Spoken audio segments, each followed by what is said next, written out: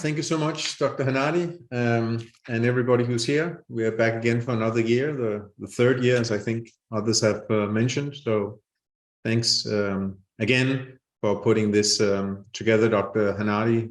What an achievement to get so many professionals and practitioners from the industry together, along with the very many participants that we have this year. So let me go ahead and share my presentation here in this session. Number 2, practitioner sessions about strengthening traditional and virtual services. We are certainly proud to be here for the third year. And today I'm going to speak about something new that I didn't address before. I'm going to talk about how to launch on-demand workshops so that clients can take training in their own time. But it would be appropriate to just say a few words about Growth Wheel for beginners. If you don't know us already, Growth Wheel is a simple framework that practitioners are using when they are advising clients. It shows nothing new, but 4 areas that all businesses are working on and all advisors are working on. Help businesses create a great business concept, something attractive, a product or service or technology that someone can buy. Build an organization behind it, get clients, keep them and grow them, and make money while doing it. Growth Wheel breaks down those well-known areas into 20 focus areas, and that gives you the Growth Wheel framework. What we do in our business is we train advisors in using this framework. We have a business tool stack with more than 100 tools, and then we have a digital platform, a CRM system that is used by incubators and SME support organizations. Growth Wheel is used in 68 countries around the world for the last 15 years now, and we have translated Growth Wheel into 19 languages, including Arabic. So it is available, both the software and the tools. What I'm going to talk about is our insights from doing more than 200 webinars, if not 300, and online courses, and we have had more than 1,000 participants just the last 3 years. And what we believe is really that the time has come for remote learning. For at least 3 reasons that will be well known to you. First of all, we've all gotten used to it. Just today, this conference is a perfect example of just that. As we all recall, it wasn't like this 3 years ago. So we've gotten used to it. And for some things, it's even better than a regular conference or than a regular workshop or training session. One thing is that we're all sitting here right up with close to our screen. We got a close-up view of the slides, instead of sitting in a hotel room on a distance in our own chair. And we've learned to use Zoom and other similar technology. So certainly that's one reason why the time has come, but also we all watch homemade videos. We are used to watching things on demand when we go on YouTube and we learn how to install a ceiling fan or whatever we do. So this whole idea of just watching content on demand when we want it in our own time, even at our own speed, is something we're all used to. And yes, there are hundreds of million users that are already on some of the e-learning platforms that you may know very well: Udemy, LinkedIn Learning, Coursera, Skillshare, Udacity. There are many. For example, Udemy has 40 million users. So there's absolutely a case to be made that we are all ready for on-demand learning.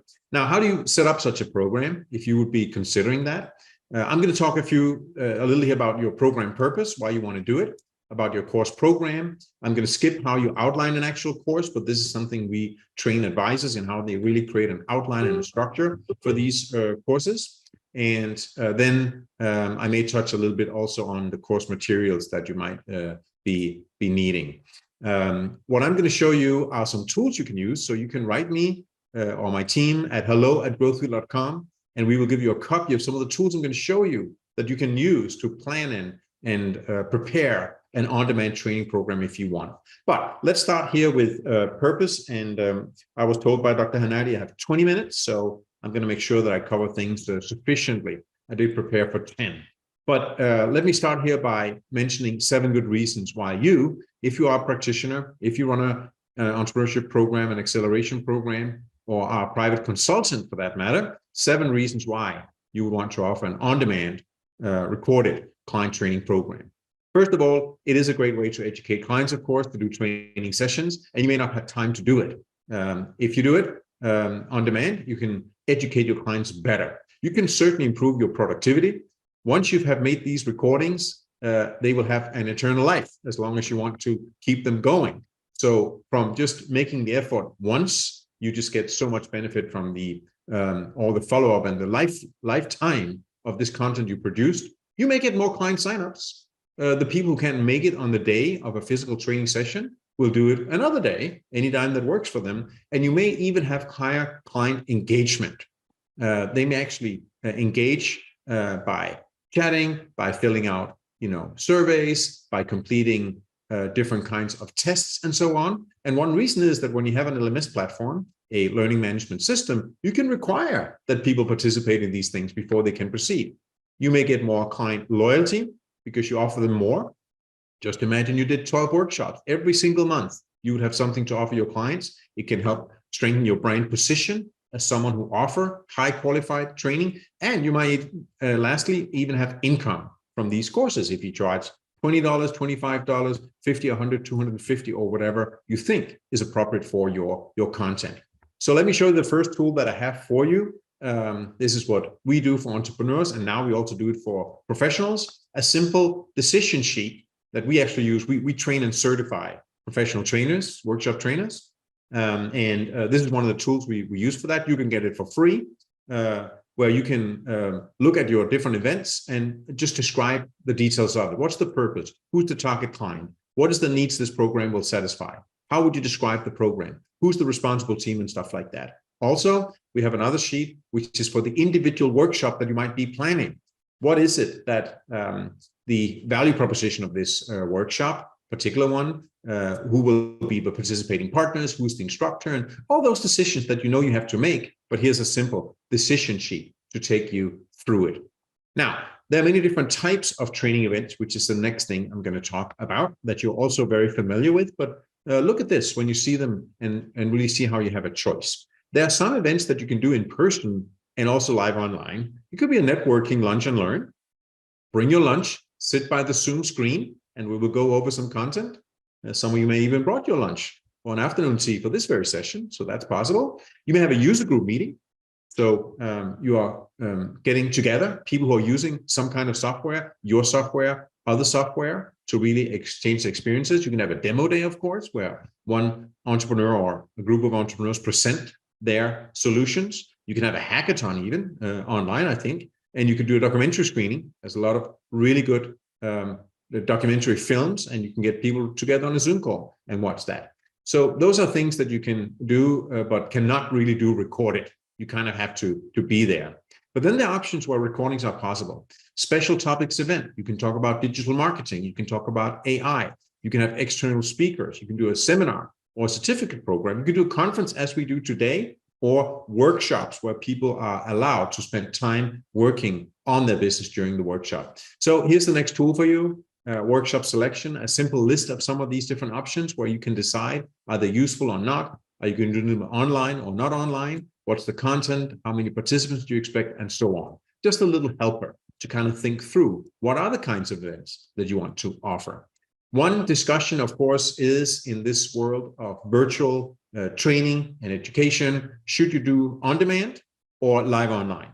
On demand when you watch it when you want to, or live online where you have the instructor. And there's certainly great things about being live online as we are today. You have that feeling of being in the same place. And we all scheduled here to be here on a particular time. It happens right now, first and foremost, even if you can possibly get the recording.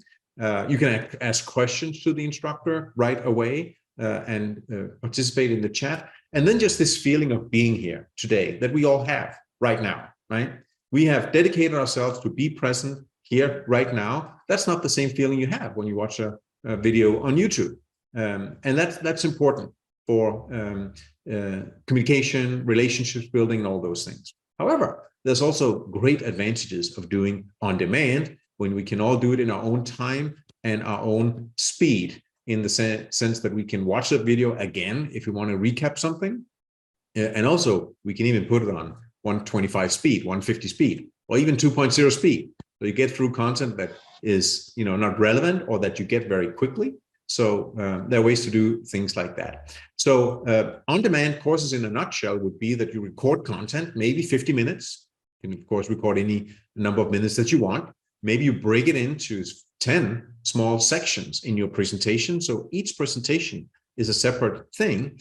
It will be asynchronous learning. So instructor and student are not there at the same time. They can still have a dialogue, but not at the same time. And you would be using LMS software, learning management software. There's a whole bunch of these out there. So clients can sign up. They can pay if you take that payment. They can go through course paths. You can have testing. You can have assignments. And people will automatically, without any hands on from you, get a certificate at the end that you have designed and that they will receive once the system detects that they've completed the course. So one of the little nice features about an LMS system is that you can decide an order of videos. On YouTube, if you put stuff up, people can take any sequence, but sometimes pedagogically, you want people to go through a certain path. You want them to have checkpoints, tests. Maybe you even want them to have a meeting with you before they can proceed in the course. So this way that you can sequence things and keep track of how people are progressing is a great thing. Another thing that we like a lot, because we make tools, is that, of course, you can make materials available for downloading. So at any point during the course, entrepreneurs can download reading resources, different kinds of materials that we offer. So the case for on-demand is, again, you can take the training for your clients or your entrepreneurs that you work with. They can take that training in their own time. They can slow down and speed up as needed. And also, they don't have to interact with other participants. That can be nice sometimes. We all like to read a book by ourselves sometimes, and we like to take training sometimes by ourselves. So we can focus on the content maybe and not necessarily participate at some times. However, the really big advantage of on-demand is, of course, for the course administrators. If you're someone who may not be a trainer, but you're just administrating a pool of training that you need to get to your incubatees, participants in your acceleration program, the entrepreneurs in your municipality, in your government-funded program, or whatever you do. So for you, you can really attract more participants, even outside your own time zones, because you could basically offer a program globally. And there, when it's on demand, people can see it in their own time. You will see as a course administrator that some participants just learn better and faster in this way. And you will get this residual value from your time investment that once this content is out there, it just keeps on giving. And you can keep on signing up participants. You need to update that content from time to time, but certainly for a year or longer, it's probably good enough. You also get analytics. So you can really see who is participating, how much time are they spending. And if you collect demographics, you can get a lot of data about who is it that is taking this training from you. Moving on to the course program, you need to decide what are the topics you're going to offer. I just want to show you some examples of what the things that we offer in Growth Tool for your inspiration. And what I'm showing you is something we also offer for you to download. So you can create your own program based on this inspiration.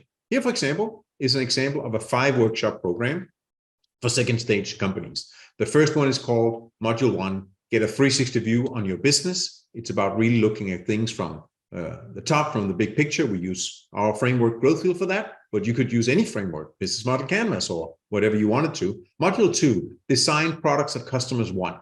What is it really that are the features and the value and the outcomes that clients are looking for? Number 3, hire your next employee with profit. Companies should not hire people to have more expenses. They hire people to get more income. So how is it that you do that? Define that job, figure out how this person pay back their own salary at least once. Number 4, get new clients through networking. And number 5, convince lenders that your investment will pay back. How do you go to the bank, an investment that, or investor for that matter, and convince them that these plans that you have is actually going to give a profit so you can pay them back as well. We have 20 different modules that we have defined for different areas of business startups and growth. And all these descriptions of our courses and what they contain is available for you if you write me at hello@growthwheel.com. You can get this as an inspiration and create your own.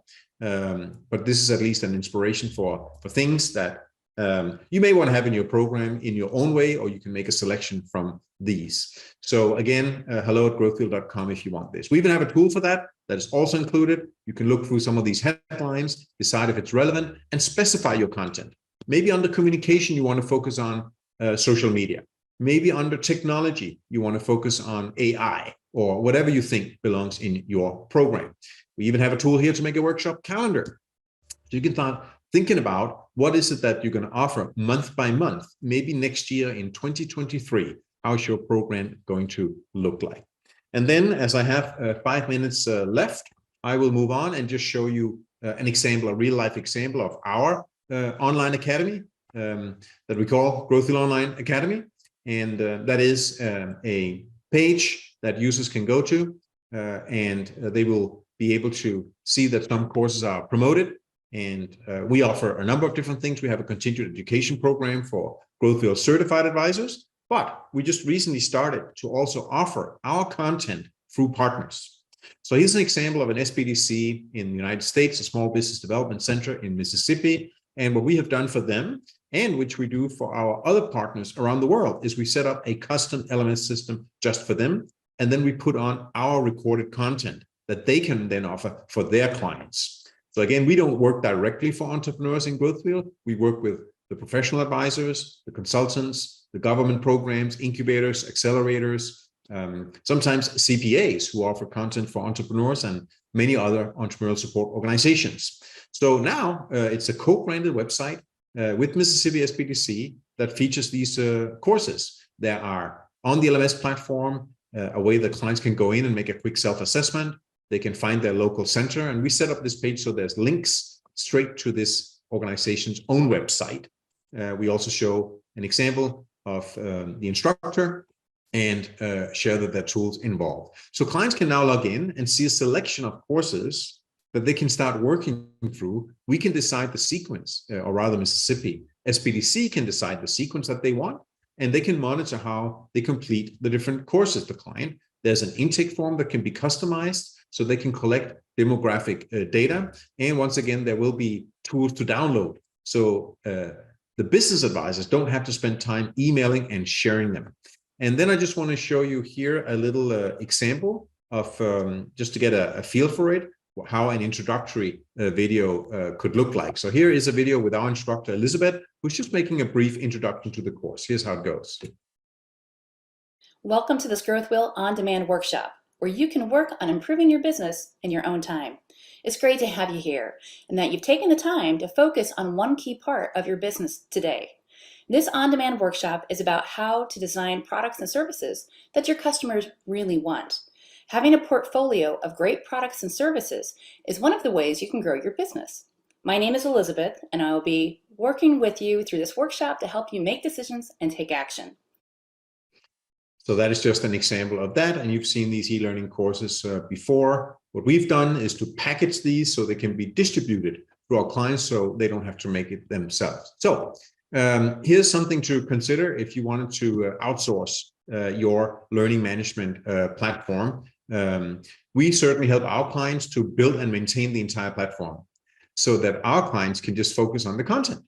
What do they want to offer? They have recorded webinars sometimes, and other times they don't even have time to do these recordings, so they simply offer the content we have already recorded. We would certainly help train the producers of content, can be advisors or instructors, so they know how to make great content that fits on demand. It's a little bit different than just doing a webinar where you kind of is rolling on for 45 minutes. You need to be more structured when you do on-demand content. Break things down in small pieces, and as much as you can edit a webinar and cut it up into pieces afterwards, you're much better off if you prepared this to be smaller segments so people can just watch a few videos before they return to the training. So there's a lot of advice on that in how to make content. Also, what you'd be looking for if you were outsourcing is to find someone who can produce reporting for you. You really want to see some analytics so you can focus on the highly qualified clients who are actively engaged that you want to reach out to and work with, and maybe pick up those who are not so active. All that information is available. And then also maybe you actually want to make this an income model. So you can work with your partner, whether it's someone like Growth Wheel or someone else, to say, you know, what is the best revenue model for this? So you can offer this content. As we do, we offer our produced content to our clients and they can just set a price. and then there's a chance to get shared revenue from that. That is what I had to share with you today about how I see one of the ways to innovate for practitioners is to take great advantage of on-demand learning in a time where so many people are doing it. They're used to doing things asynchronously, and there's so much value to be created by using this format. So as I talked about a little bit here, your program purpose can be many different things. You need to set up a course program, and we have some inspiration for you. We didn't talk about the outline today, but we did talk also about how it's important to have course materials so that clients can download them and work on their own. And with that, Dr. Hennadi, I'm going to finish my presentation for now and see if there's any questions or comments for working with on-demand training here today. Thank you so much, David, for your detailed presentation with amazing strategy 360 innovation, 360 growth wheel. And this is used, well-known, used now for years and years with highly successful implementation. In fact, now it's not time for questions. You need to finalize all the speakers. I think Dr. Samira now time to present presentations. Dr. Samira. Sure. Thank you very much, Dr. Hennadi. And it's very nice presentation from David, and it's good to see very nice group going to present through the session. Actually, I want to give a case study on the how to shift organization to become more productive, more and much stronger, especially in innovation, entrepreneurship, and creativity. So I would like to share my presentation, if you may allow me.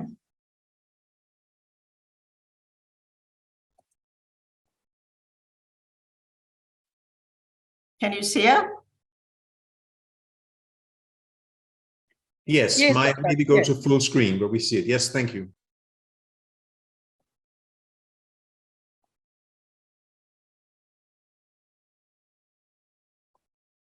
Is it okay now?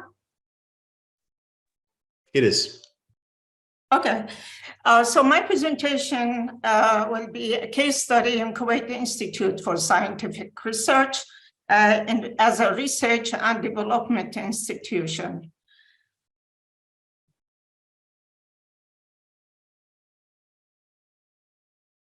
The cursor is not moving.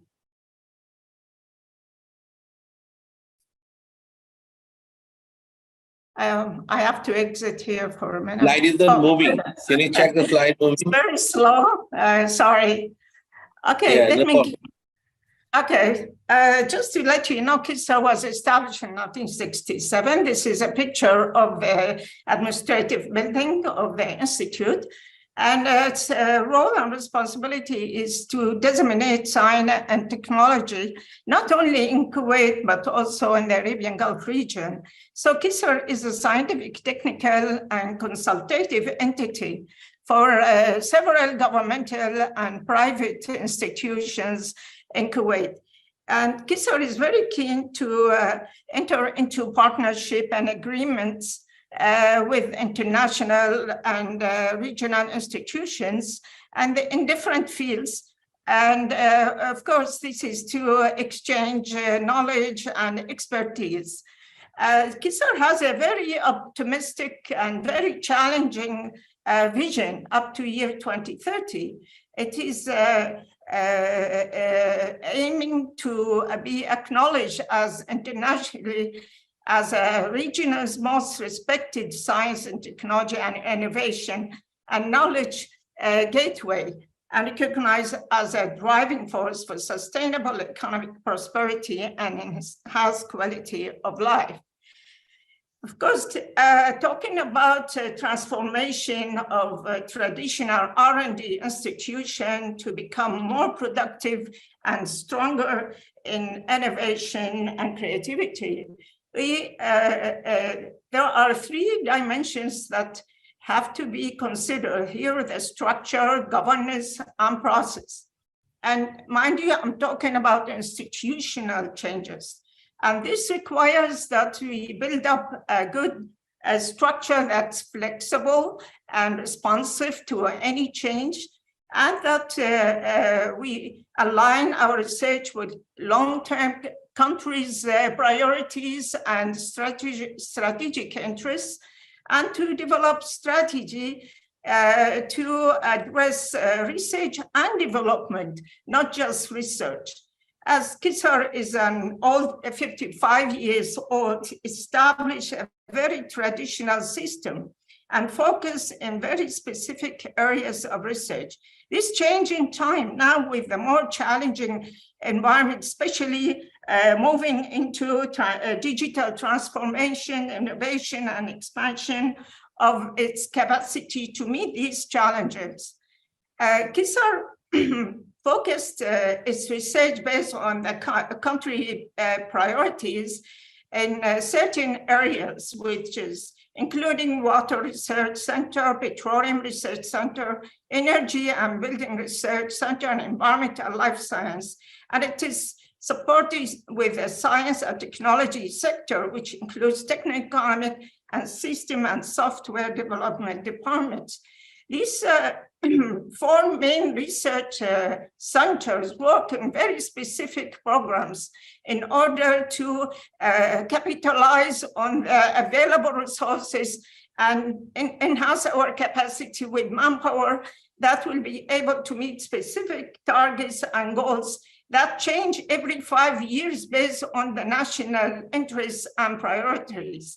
So, for example, the petroleum has several programs, refinery and production enhancement and corrosion. Water resource look at desalination, wastewater, and management. Environment, for example, has the environment sector with different coastal management, ecosystem, marine ecosystem, and terrestrial.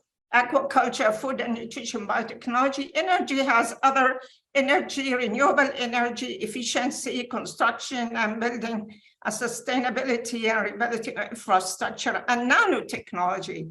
These centers provide the capabilities, the infrastructure that will enhance the productivity and assist the staff or the researchers to develop ideas and projects. Most of our projects are client funded, so it's very challenging, and they put a lot of time, the researchers, to secure funds for their projects.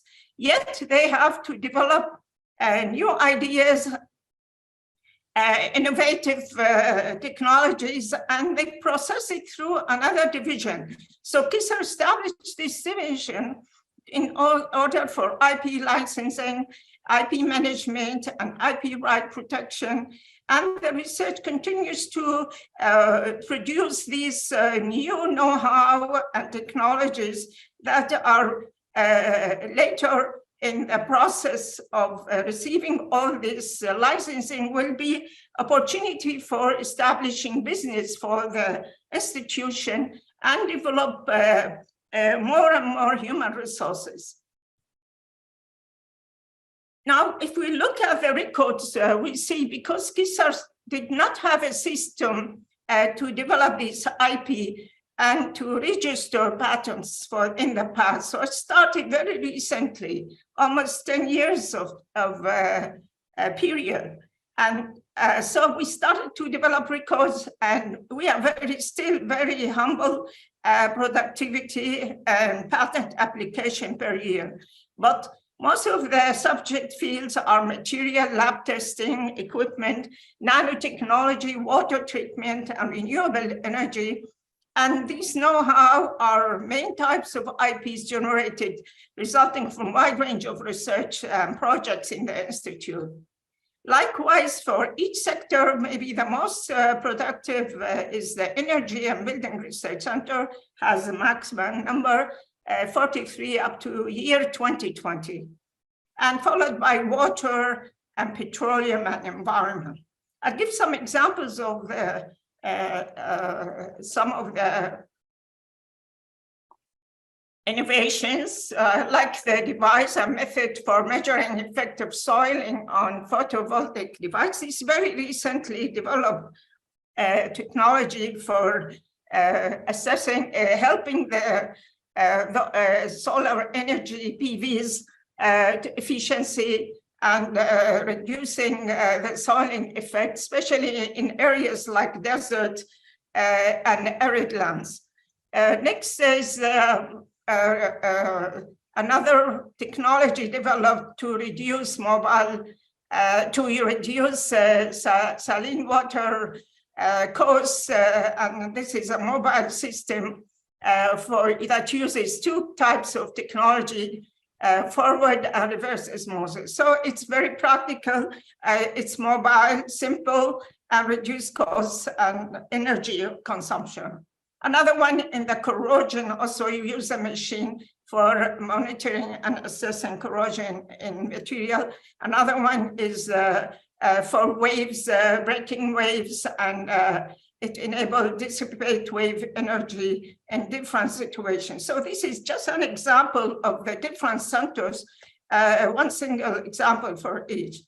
But in general, technology, KISAR has to think of developing a platform for encouraging entrepreneurship and a business-oriented research as an technology business incubators. And this has been developed now strategically in the 9th strategic plan, which is 5 years plan, and it ends in 2025.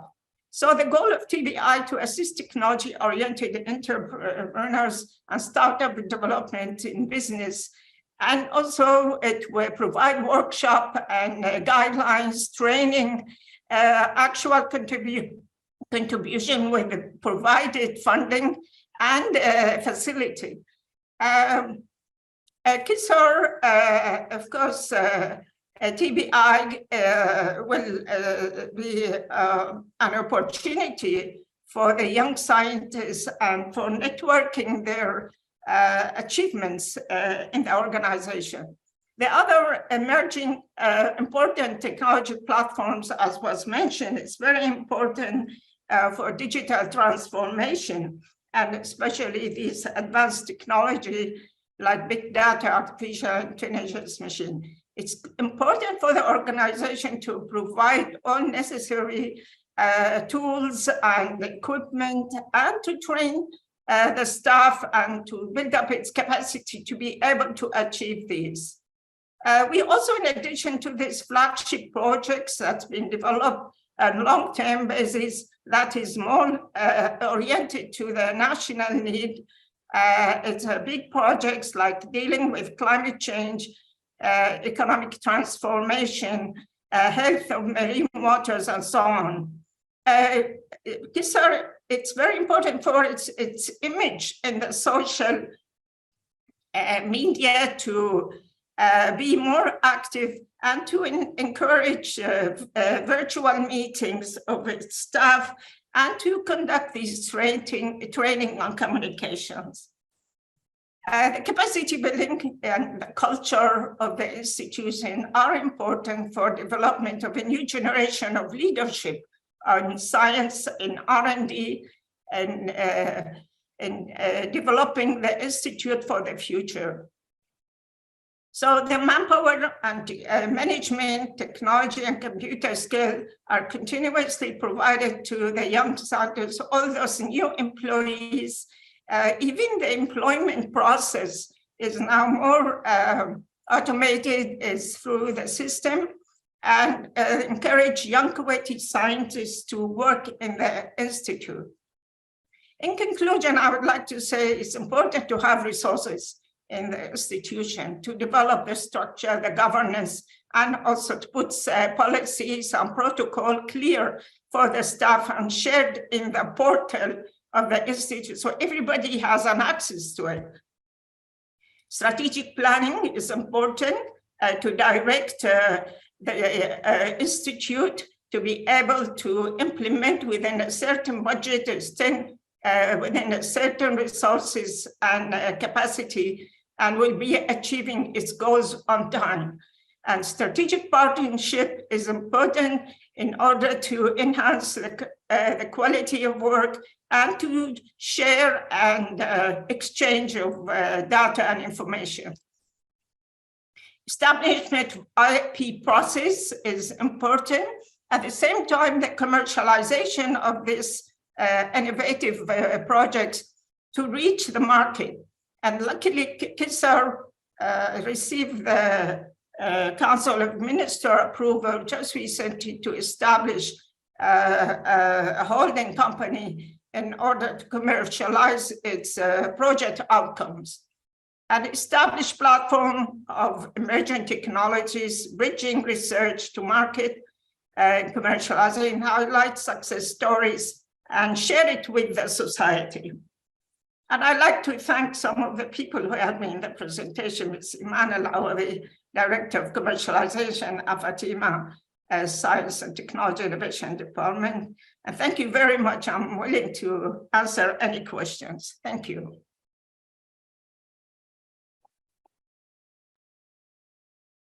And Dr. Hanadi, I'm going to leave it to you to put the next speaker on the floor. I do believe it's Safura Tan coming to us from Malaysia. Are you with us, Dr. Hanadi? If not, since I'm leading the roundtable, I will take the liberty to introduce you, Safura. Good to have you back on the conference. We recall your presentation from last year. Oh, there you are, Dr. Hanadi. I'm stepping in for you to introduce Safura, but you made it in time. So please, Safura, I think the floor is yours. All right, thank you, David. Can you hear me? Yes. All right, awesome. So yes, I am supposed to be coming from Malaysia, but today I'm from Milan. Not so late. So I'm in Milan now. It's 7:36, so it's better than 2 o'clock in the morning in Malaysia. So today I'll be talking a bit from a practitioner point of view in the ecosystem as an ecosystem builder.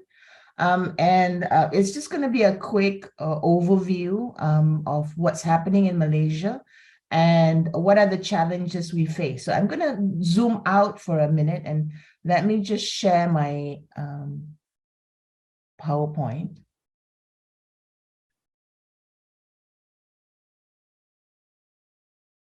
Okay, can everybody see it? Do I need to expand it? Right. So so in Malaysia, we have around 30 million population, and we have around 1 million registered businesses. And 85 to 86% is micro businesses. And that's where our SMEs are mostly at. So I'm actually a consultant, Stratnavigo Consulting PLT, and I actually am a Growth Wheel Business Advisor with David. And there's a reason for it. When I go to my challenges part, you'll see the reason why I'm a great proponent of Growth Wheel. So let me just quickly zoom out when we talk about business. So business is all about creating and capturing value. I think most of us all here know about the 3 prongs of market desirability, business viability, and operational and technical feasibility.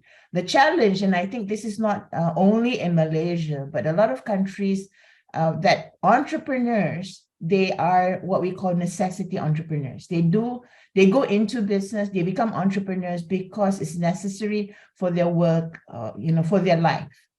So livelihood, especially when we talk about the pandemic, the situation has employment has decreased, and now with the opening of the market, people who became entrepreneurs out of necessity, now they are going back to work.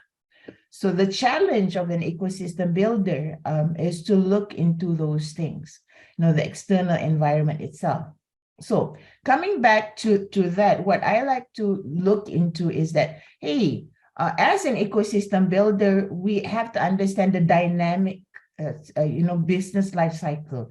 This looks pretty, it goes up and slightly down, and this is definitely sourced from growth wheel material. And as you can see, there's multiple phases in a business, and the challenges is that each phase has a different sort of challenge. Uncertainty, too many things to do with few resources when there's startup. Pre-growth, you've got founders who become the main bottleneck. You've got growth, suddenly they've got market, they got traction, they put everything into pressure, they mature, output starts to stagnate, and finally they have to, come into new ideas. So I believe some of the speakers before I popped in for a short while talked about this and said, business model changes, different focus, different needs as the company life cycle changes. So I think this is really important to showcase the challenges faced by an ecosystem builder. Do we, as an ecosystem builder, have the capability and the capacity to understand and to guide these entrepreneurs to the next level?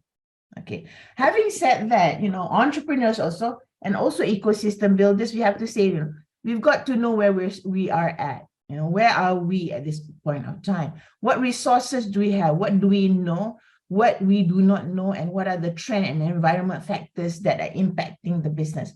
So in Malaysia, the challenge here is that we have a lot, many people who are business coaches, business advisors, but again, it comes from different perspective, and it tends to be very individual from their own experiences.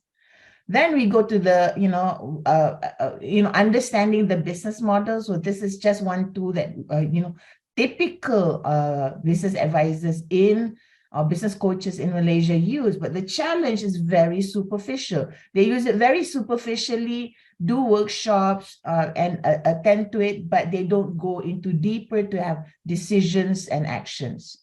So again, when we talk about business, we want to help the entrepreneurs in the ecosystem as ecosystem builder to create and capture value to get the sweet spot of business.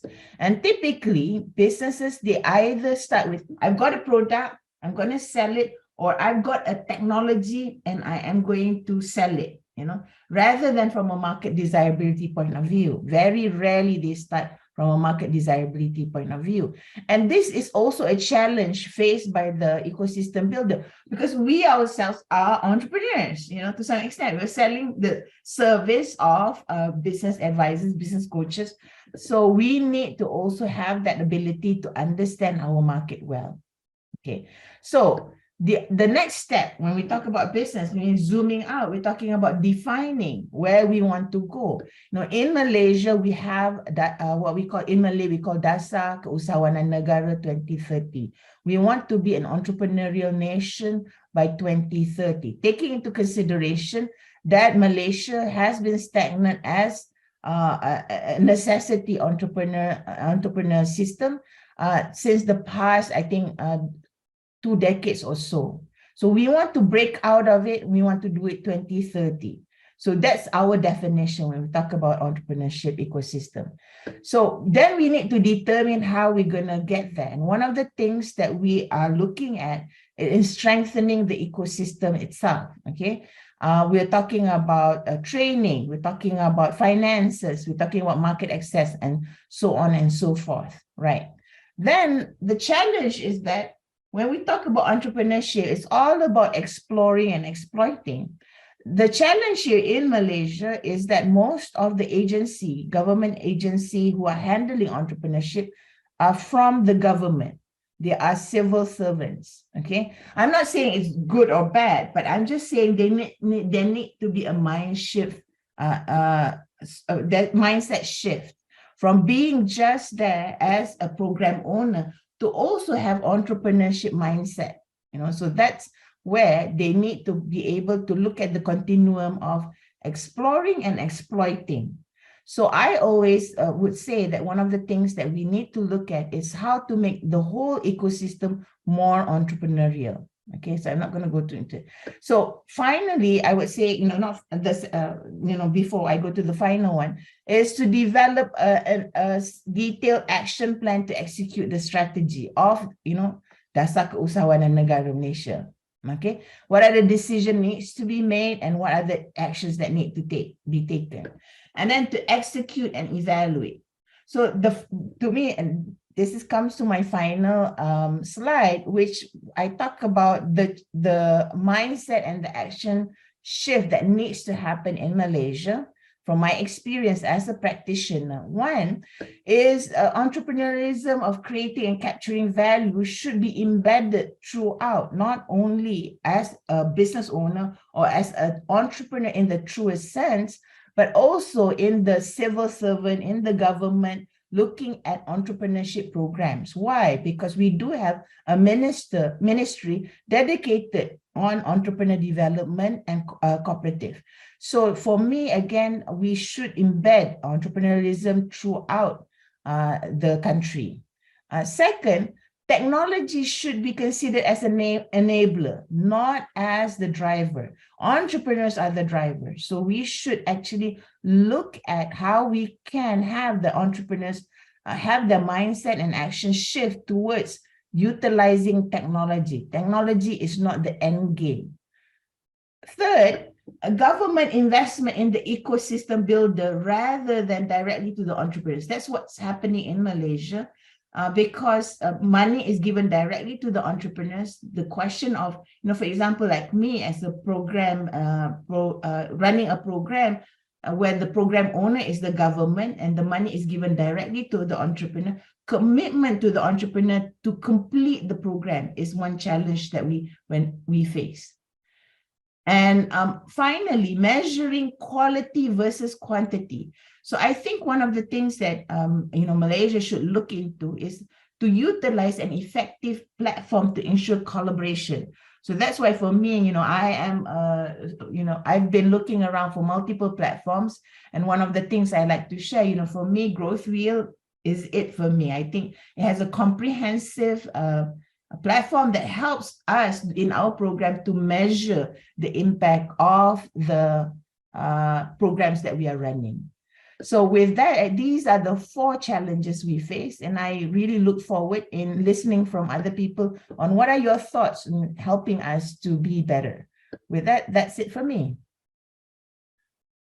I hope it's short and sweet. Both of that. Thank you, Safura, as always. Very sweet and precise. Dr. Hanadi? Yes, I think it's now time for remaining. It's around 10 minutes. Yes. Can you make it open discussion between the speaker, David? Yes, absolutely. And Dr. Samira is there, Sifora is there, and also yes. the Patrick is there. You can ask Patrick. I like Patrick. Very good. Good. Except our apology for Jeff. Jeff have emergency case, as you know, and everybody know now. Again, corona and other viral, it's infected all the world, and some people, it's their voice is gone, and just they send me apology via email. I think now we have time to discuss with the speaker. And yes, David, there are Dr. Dana. Dr. Dana, it's a lawyer, and she's speaking about a great thing about how we develop the technology related to the legal aspect. And I think this will be the future of the legal now. All the legal aspect and consultation, you can take it by your app. You just log in the app, and the app using AI and connecting all the law worldwide while you putting your case, and the app is answer you instead of contacting the lawyer office. And everybody knowing through the world. The lawyer expenses through the world or the services is the top ranking. This is the richest people through the world. It's the lawyer.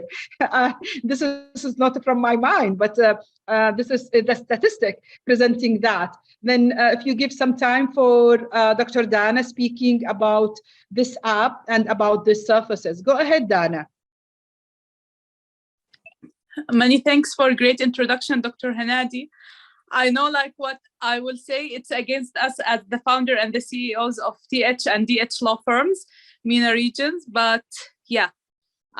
Today, I would love as well to make it as open a discussion for the last remaining 10 minutes about how we will use the technology into legal to enhance more the concepts of entrepreneurial ecosystem base. We have, I will tell you about some projects that we did, some projects that we already had for the startups and SMEs in the Middle East, and how we use the technology into legal to start to platform these entities. So first of all, my name is Advocate Dana. I'm working in the techno-legal sector in MENA region. So today I will talk for this open discussion about how we can get smart applications to enroll the law in establishing the startups, and to see how we can create platforms for innovators, and how they will register their intellectual property rights into these legal platforms. As you know, the entrepreneurs, usually they do need all the support and the community capabilities to let them start their businesses and they start to their projects. So usually the obstacles standing on the legal time frame, and specifically in our Middle East, North Africa communities. So we created a sort of innovation called support, لدعم, which is لعام in Arabic, support in English, which is enhance the role of legal services providers to register the intellectual property rights for the startups and the entrepreneurial projects in the Middle East. This is first as well. Then we created a platform called Innovea. Innovea can show you what you have like sort of similarity for the already registered patent and trademarks and copyrights for the project that you are thinking about. This is so good for like as first phase for the entrepreneur to start like look into the legal covered framework and how they will utilize the laws into their projects. Usually, this kind of services for the techno-legal or to enhance the technology with the law services provider used for the technology systems or the smart application system.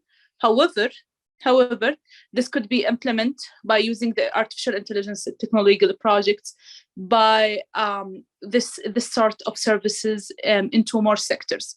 And the state of Iraq has been having a success story for that, for using the recyclable waste to make it and sources into a valid and environmental energy.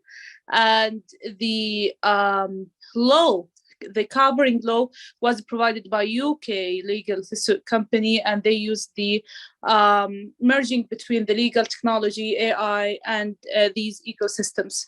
So this is Dr. Hanadi, the things that we were talking about into that.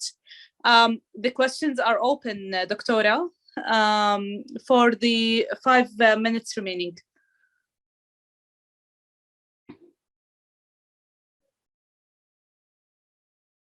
Any contribution? Yes. So if I may take the lead, of course, encourage everybody to ask any questions or give comments in the chat. But I have a question for Dr. Samira for a start. Dr. Samira, we have, of course, on this conference, representatives from all over the MENA region, as well as the rest of the world.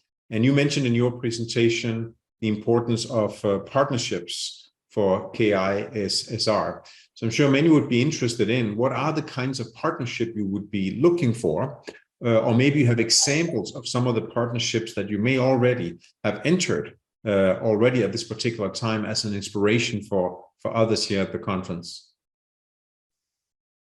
And you are muted, Doctor. دكتورة سميرة أيوة. Yes, I will answer your question very quickly, because this partnership we do is usually done through the embassies for international organizations. the interest comes from their side or our side, and we meet together with the scientists. But otherwise, our scientists themselves request collaboration with some of the academic institutions, universities, for doing joint research projects. And this is how we do the partnership. Very good. Thank you for clarifying. So I have a question for Dr. Samira, if you please. Please. Yeah. Dr. Samira, I saw in your presentation when you were talking about the innovation that you mentioned some of, like, let's say it's not an obstacle, but it was like, let's say, a lack of resources for registering the intellectual property rights for the innovations, or you may have concerns in this topic. So I would like to hear from you more about this thing. As well, when you mentioned a few of the conclusion and the recommendation, which is point number 4, and I would like to your kind side, if you can clarify about it, which is establish of IP process that they can facilitate and enhance the idea of innovation and secure the property rights for inventors. So I would like to hear more from you for the 2 topics that I mentioned, to clarify with you, please. Sure. Regarding the first question, the incubator, this is a new approach for the Institute that is being planning in the planning stage of development, because entrepreneurship, without supporting it with the interests of commercialization, may not be successful. This is why we now have a strong foundation for going on to commercialization by support from the government. So the entrepreneurship is more encouraged to our staff to be involved, but the system hasn't been fully developed as yet. Now we are in a stage of processing this as soon as possible, in order to encourage our young scientists to develop their ideas, to be able to develop it as a business later on. In respect to your question for the IP process, this is done through the Division of Commercialization, which has a department that will has a very specified protocol and developed a system that the staff follow in submitting their application for any design or new idea or know-how to be to gain their property rights and to develop it further into a prototype and then later into actual research that will achieve some positive and will be registered and developed later into technology or know-how. This is how we do it through the division itself. Of course, there are trained staff who assist. Some of them are engineers. They evaluate the idea and they give recommendations, and they do intensive literature review to make sure it's not been already patented, or it's been already used economically, it's not feasible, and so on. So after that, they process it through a legal sector, and they have a committee to review it as well. It is usually registered in the United States of America, and there are certain fees for the registration, and this is how we do it. Yeah. Okay. Thank you, Dr. Samira. And Thank you, I want to Dr. make sure Samira. we also hear from Sephora. So we have 2 minutes left. Sephora, you mentioned in your presentation that the mindset of governments is very important. You also mentioned how you recommend that the investment goes directly to programs rather than direct to entrepreneurs. Here's a difficult question. How would you create an environment or a situation where there is more creativity in government? What does that take to achieve that? Are there any ideas you have seen work? What would you yourself propose if you were to have that same entrepreneurial spirit you spoke about, have that be present in government? What would be your advice? Thank you, David, for the opportunity to answer that question. It is something that we are doing at the moment. I would like to start off with a basic workshop of design thinking, perhaps, because I've been doing initially doing that, and it takes. It allows these, government to look at things differently, looking at from a design perspective, understanding how to measure the outcome that they want from the programs.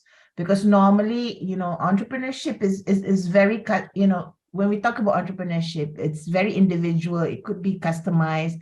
There's certain elements, in the process that we can classify, categorize together, but the journey is different for each individual. So having that ability to look from a user perspective, things like that, I think it's really, really important. So exposure to, the fundamentals of innovation, design thinking, and things like that would definitely help them, for them to embrace the need for them to be different, to be more effective. So that's what I would say. And with that exact line, we are right on time. Thank you to the panel. Thank you, Dr. Nade, for having us. It's been a pleasure to have this discussion, and look forward to participate in the next part of the conference. Thank you so much, David. And thank you for all the speakers with their participation and contributions.